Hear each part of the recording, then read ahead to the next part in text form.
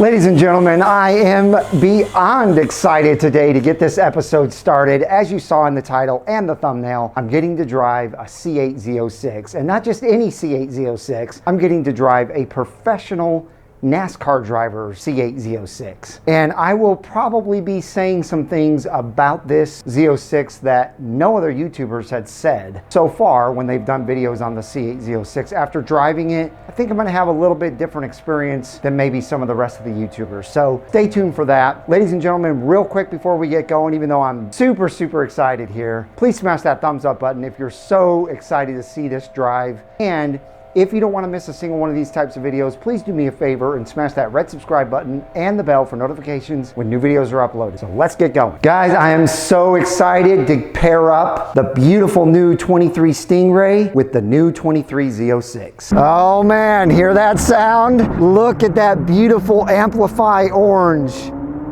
Brand new Z06. Woo! Oh my gosh. Look at it. Woo! Woo! Oh, man. Man, my heart is pumping 1,000 miles an hour right now.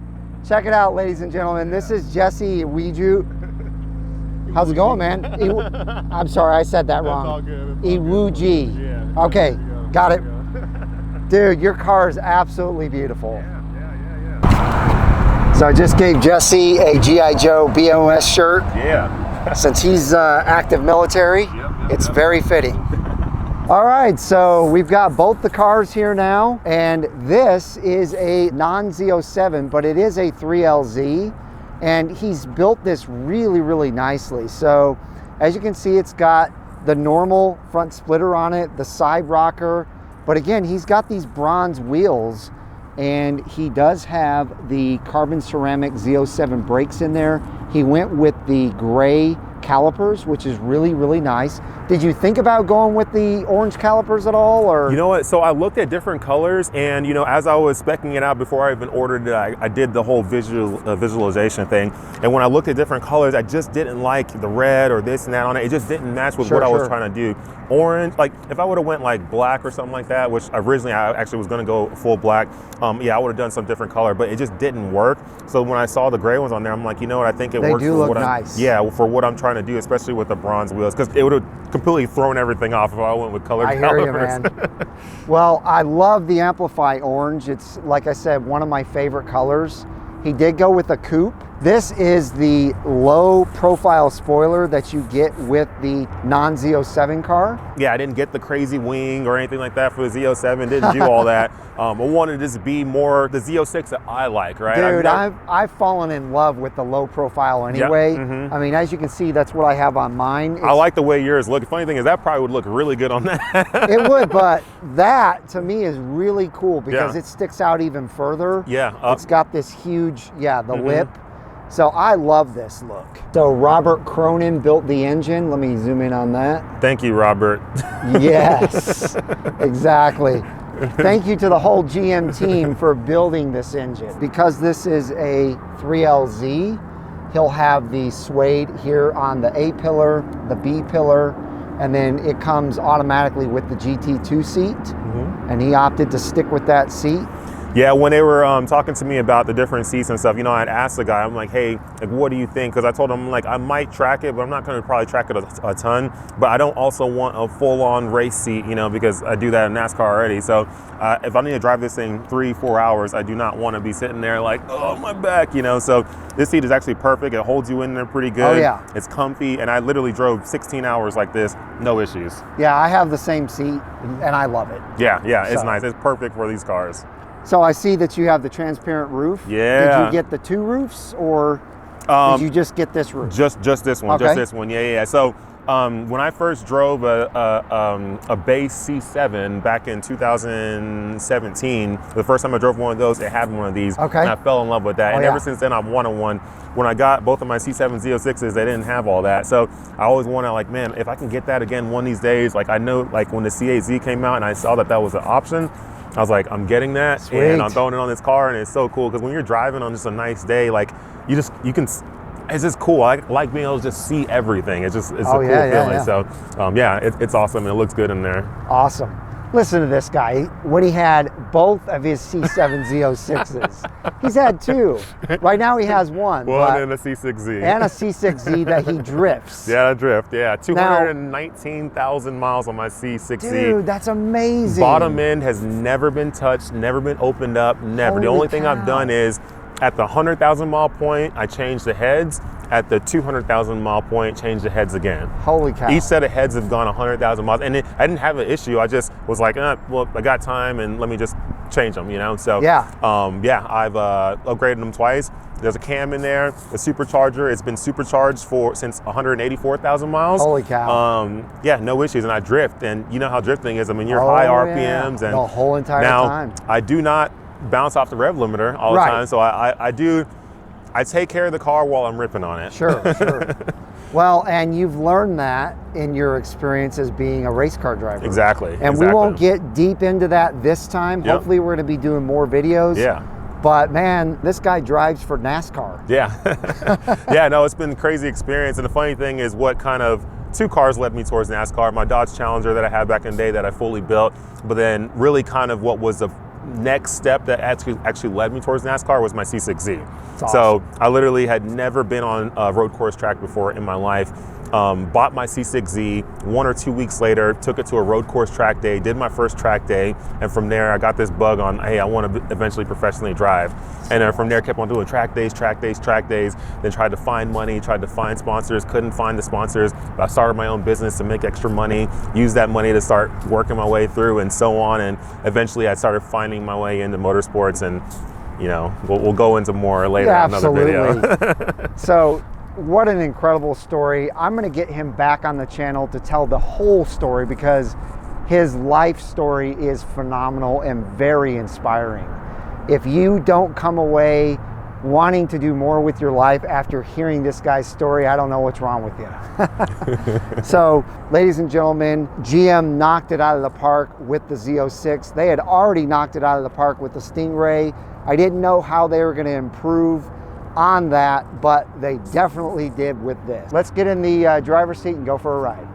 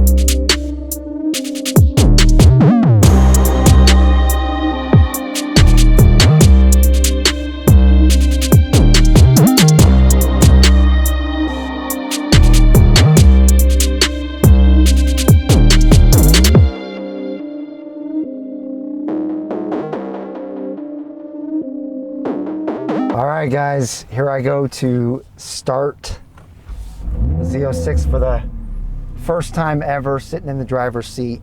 Yeah. Wow. Man, just the difference in sound is just crazy, man. And you can hear that big time through that back window. Oh yeah, for sure. Wow. Oh my gosh.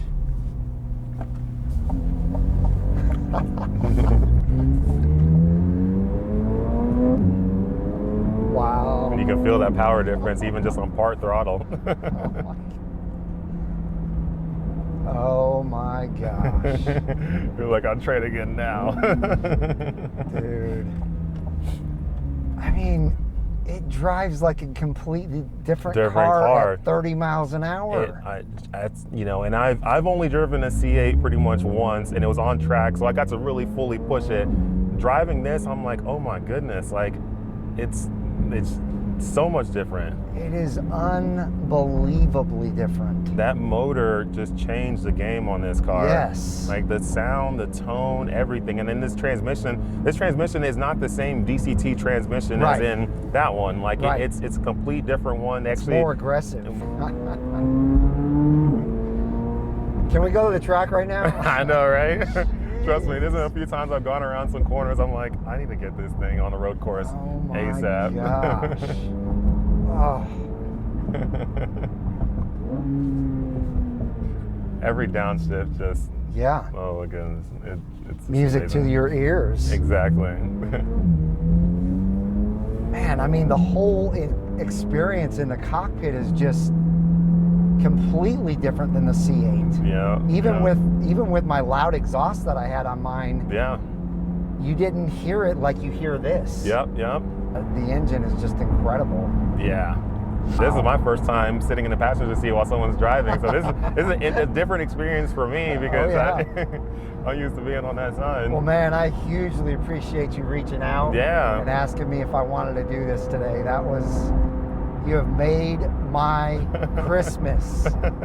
I knew you wanted to drive one. I'm like, I'm pretty sure he hasn't gotten a chance to drive it.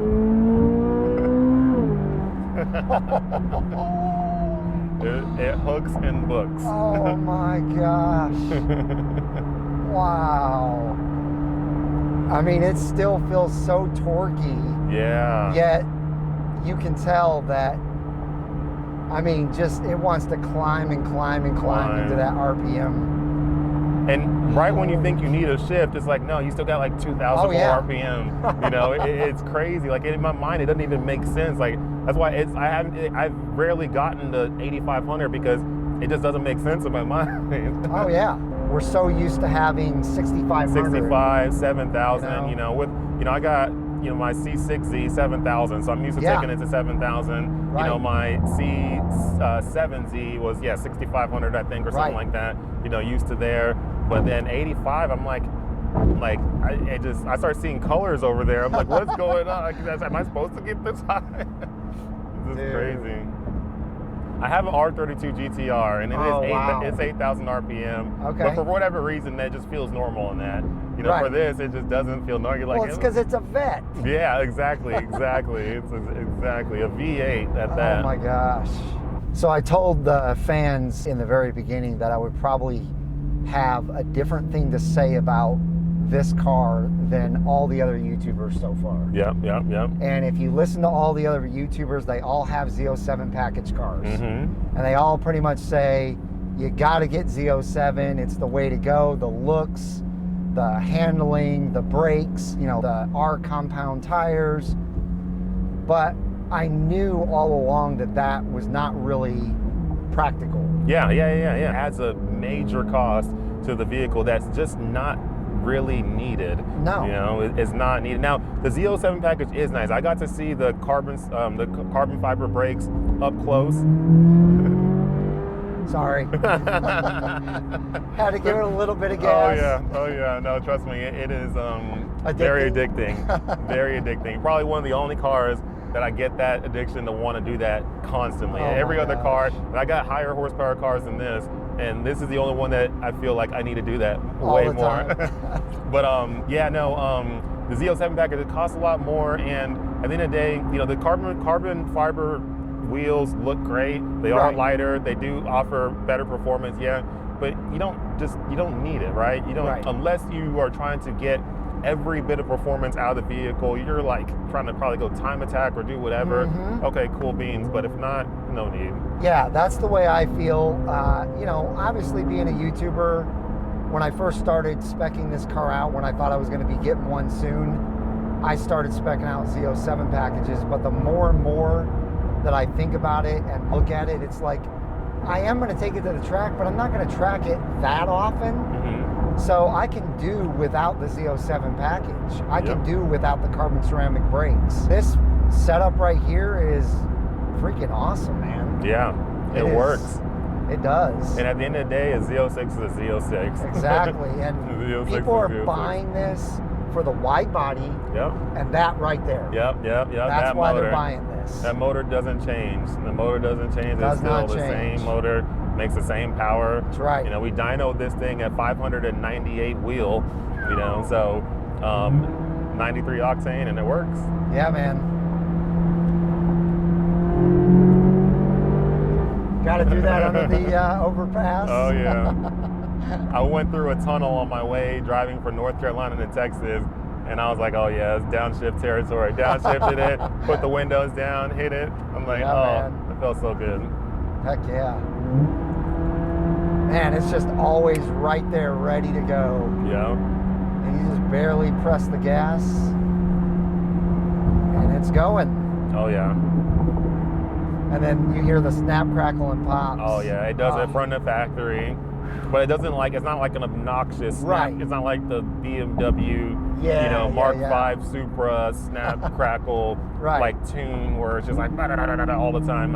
Like it's a meant to be snap, crackle, and pop. Hang on, guys. Holy moly! I'm excited. Oh my god! Holy crap! Yeah. This thing gets it. Oh my gosh, it dude. Definitely gets it. This is, I have to say, man, I've driven a lot of really cool cars. The most expensive car I've ever driven was a 2018 Aventador S. Yeah. You know, 720 horsepower. Yeah. V12. Yeah. Man, this thing just feels better. This takes the cake. It does. I've driven R8s. I've driven, Huracans. I've driven Ferrari 458s, 430s. You name it. And what is your race car rev to? 8? No, or 9? It's up there to 9. Okay. I mean, we shift at 86 to 8800. Okay. But it's up there. Different kind of power though. Oh yeah. That's just a brute, just ridiculous Ken block power. Yes. So yeah, my Z51 mag right suspension in track mode was stiff, but the Z06 is already, I think it's 5 or 6 times stiffer than even the Z51. Yeah. So yeah, you can definitely tell a difference. One of the largest differences that people don't really ever take into account because they don't truly understand what it means is the chassis, right? Oh yeah, It's exactly. aluminum frame chassis versus steel. Right. And the aluminum chassis, I mean, it makes a massive difference on how a vehicle feels, its attitude, how it reacts, right? When you give it an input, you expect a certain reaction, and with the way the chassis is set up and how stiff it is, and also that's what allows this car to feel way different than a Stingray, and a base C8. It's in that chassis, and a lot of people, they don't understand it because you really usually only understand it in the motorsports world. But normal street car drivers, they don't know. They're like, oh, it's just lighter. No, it's not just lighter. There is a rigidity difference that changes everything. So that this is why, once you put a certain input into the car, it does a certain thing because of how that chassis is. The chassis is probably one of the most important parts, the important aspects of a vehicle. I mean, that's how you get your power put down. That's how the car corners the way it wants to corner. Like all that stuff is all based on chassis. Yeah, that is correct. And I mean, I rode with Speed Phenom in his when he brought it through Texas, and the feeling from the passenger seat was great and everything. But getting in the driver's seat, you feel everything that you just talked about. Exactly. You can't really feel the same not from over here, there. because you're not given the input from here. Right. Your brain is correlating certain things. Your brain's like, okay, if I do this, what happens? And you only get that from there. Right here, I don't know what you're going to do next, right? You could floor it right now, and I'm like, I didn't know that's going to happen, so my brain's just reacting. That's right, yeah. I mean, you just tap the freaking paddle and it's there. It's there.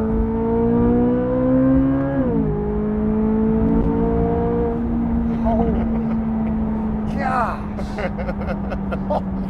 The power is just there. There is no delay at all. I'm so happy that GM decided to do a naturally aspirated V8, man. It is there. Oh my gosh. It is all there. Oh. It is all there. And like, as aggressive as that feels from a standstill, and you do that, dude, another world. Like, you think that's cool? Hit it from a standstill. It's like, holy freaking crap. Yeah. We will. yeah, we will. We will. And you can tell that just driving it on the highway like this, if I put it in, like, let's go back to tour mode.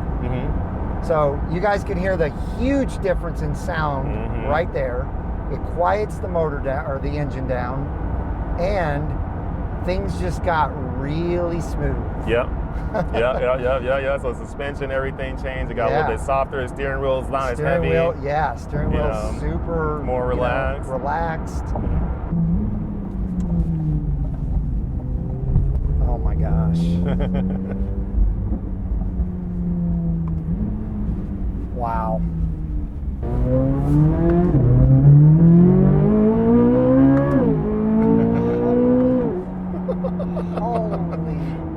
Yeah, and that was with you short shifting the second you short shifting it still. I just wanted to make sure we didn't have any kind of wheel spinach.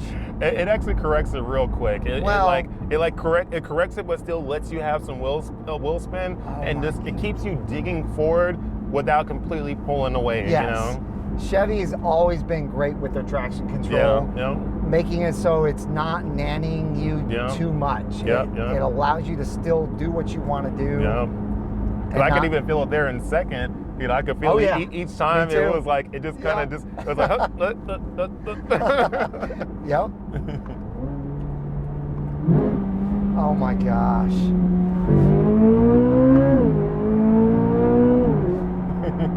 I mean, guys. And that's with you just going to 7,000 RPM or 7,500. Yeah. You still got another 1,000 RPM. Yeah, I mean, it is insane how fast you get to the speeds we're getting to. Yeah.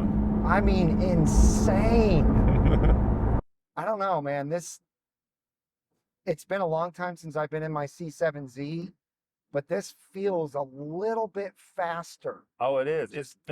It's a lot faster. Is it? Okay, all right. It is a lot faster than the C7Z. This thing will run circles around a C7Z. Man. Even with only 20 more horsepower. Right. It's more than 20 more horsepower. It's putting the motor in the back. That's right. Making that power go directly to the ground right there, and also making it work directly to the ground. Yeah, you can put 100% of the power down. Stock versus stock, this will Yes. run circles. I mean, we've already seen quarter mile times already. It's already over a half second quicker. Yes, absolutely. Wow. I know that's what keeps coming out of my mouth, but that's, I mean. That's all a car does for you, is just make you say, wow, this is.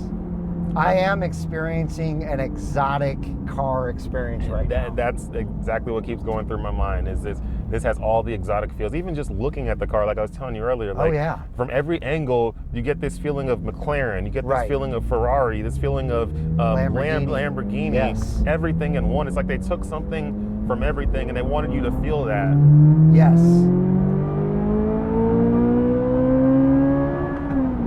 Holy cow. We went through the whole rev range. Good golly. And just so you guys know, this thing does have 1,600 miles on it. 1,600, yeah. So we're not doing anything that we shouldn't be doing with the car. Yeah. I waited all the way through the break-in before I really started. You know, even when I took it to dyno, I was like, I'm not taking it to dyno until I hit 1,500 miles. Nice. You know, and prior to that, like at the 500 mile point, I started getting on a little bit more, going through the RPM range just a little bit more. Sure. At the and then after that, just kind of just between 500 and 1,500, really just playing with different things until 1,500. Now I'm like, okay, let's let this thing go all the way through. Took it to the dyno. Literally got to the dyno at 1,500 and like 6 miles. Nice. That's awesome.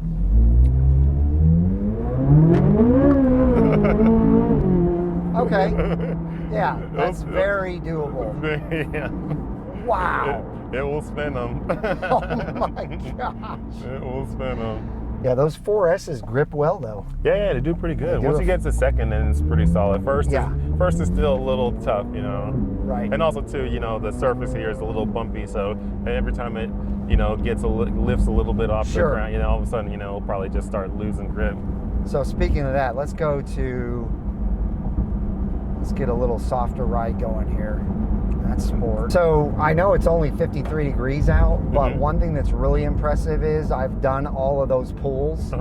And your temperature gauge is still only at 165. Exactly, 163, just dropped a little bit. Seriously, my car by now would be in the 190s. Wow. I'm not kidding.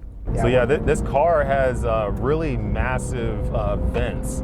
And those vents, if you look into everyone, like, you know, past Z06s, you know, you got some different vents that go to nowhere, right? Whereas this, like, or it goes to brake cooling or whatever, right? Like, but for this, they all go to coolers. Every vent you look into is a massive cooler in there. I mean, really big coolers in there, especially these side vents on the car. So all these coolers are going to trans coolers, oil coolers, radiator, you name it.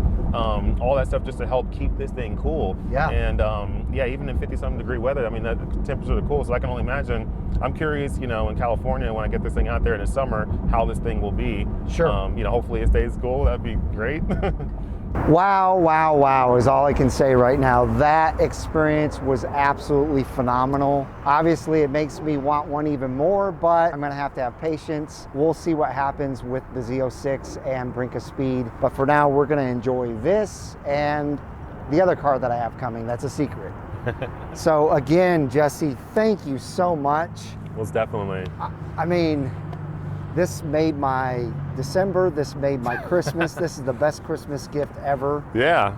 So thank you so much. I love that we got to get together. And again, I hope we can get together most definitely. We'll have to very do more. soon. Yeah. Do a couple more things that I have in mind and give the Brink of Speed followers and all the other people out there watching this video some really cool content. Yeah, most definitely, for sure. If you enjoyed this video, ladies and gentlemen, give it a big thumbs up. Obviously, give Jesse a big thumbs up. Follow him on Instagram. I'll put that link right there so you guys can see it and in the description below. I hope each and every one of you have a wonderful rest of your week, and we'll see you guys out on the road.